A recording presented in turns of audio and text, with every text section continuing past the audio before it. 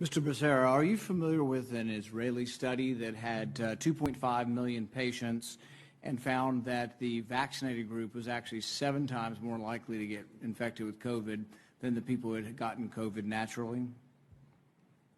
Senator, I'd have to get back to you on that one. I'm not familiar with that study. Let me show you this data. This is Israel. These are their cases.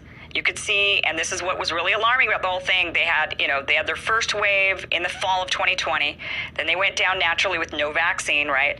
Then they had their second wave in the winter of 2021. So January, and February, and then they went down next to nothing, and they started vaccinating right around here. When you look, they started vaccinating right in January.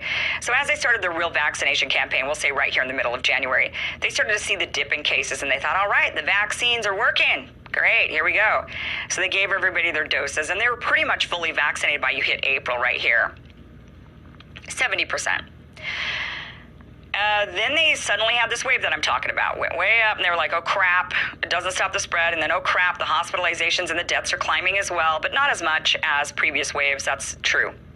But it went up, and it went up. And then they started to see this drop. I wish I could zoom in a little bit better on this. Maybe I can kind of zoom in for you guys on this so you can see. So then they had this drop, and this is what I'm talking about. They said, oh, the boosters are working. The boosters are working, it's dropping down. But what the heck is this, guys? What is this? That is yesterday. The day before is right there, pretty high up. The day before that is, so you're looking at a couple of days where suddenly it skyrocketed up, and then boom, yesterday, highest number of cases ever recorded in one day in Israel after 3 doses being administered. I don't know what to make of that, and I'm not going to speculate. I'm just going to share the data, and I'm going to keep watching that data, and we're going to see what happens. I mean, at this point, that's all we can do. All we can do is see what happens. Now, then you say, well, what about hospitalizations and deaths? Hospitalizations, also see this tick back up? It's not going down. It should be going down. See that? Leveling out. Now, remember, hospitalizations happen usually slower than the rates of cases going up, and then the deaths follow even more. So it should be, you see a spike in cases, then you see the spike in hospitalizations, then you see the spike in deaths. What's going on with their deaths? Oh, no. Higher than it's been once they started the 3 doses out. So this is when they started rolling out the boosters, right around here, and the end of August. In August, they were doing that 3rd booster, and it started to go down right here, even a little more for you. Started to go down right there. And they thought, okay, the booster's working. It's starting to mitigate the deaths. And they saw, okay, a little spike. Okay, but it's going back down. And now it's just going up. So,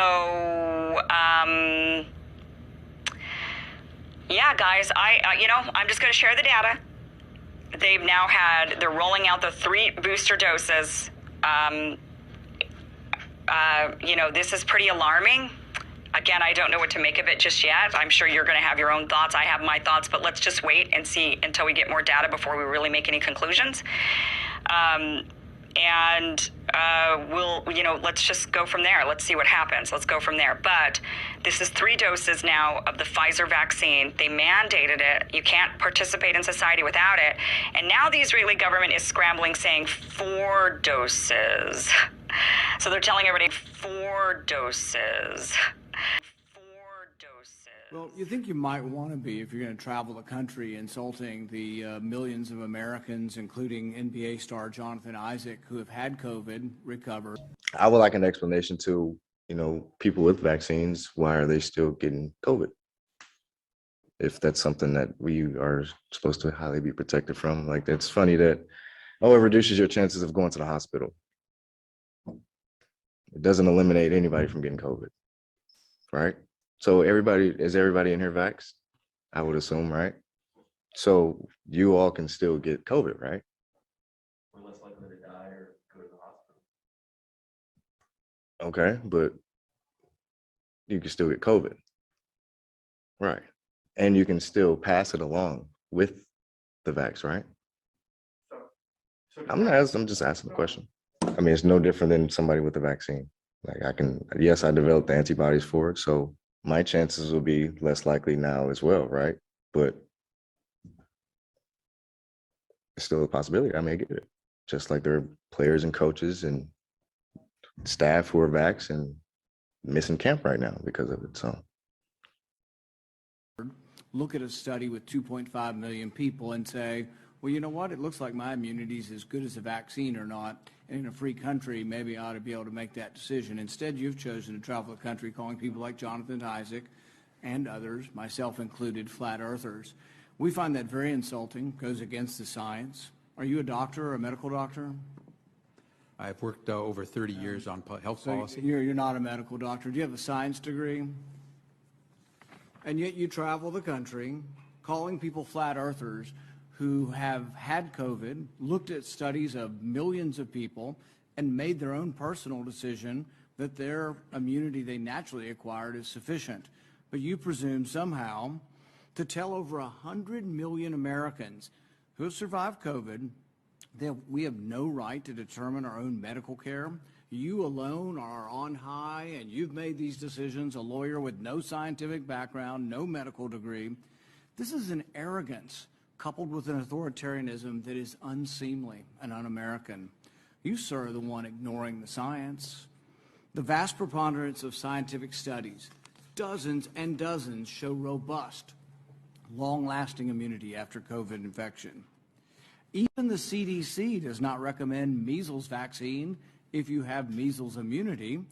The same was true for smallpox. But you ignore history and science to shame the flat earthers, as you call them. You should be ashamed of yourself and apologize to the American people for being dishonest about naturally acquired immunity. You want more people to choose vaccination? So do I. You want to lessen vaccine hesitancy? So do I. You want to have that happen? Quit lying to people about naturally acquired immunity. Quit lording it over people, acting as if these people are deplorable and unwashed. Try persuasion instead of government cudgels. Try humility instead of arrogance. Try freedom instead of coercion. But most of all, try understanding that there's no more basic medical right than deciding what we inject into our bodies. Today, after hearing that millions of people in a study show without a doubt that there's a great deal of immunity from getting it naturally, do you want to apologize to the 100 million Americans who suffered through COVID, survived, have immunity, and yet you want to hold them down and vaccinate them? Do you want to apologize for calling those people flat earthers?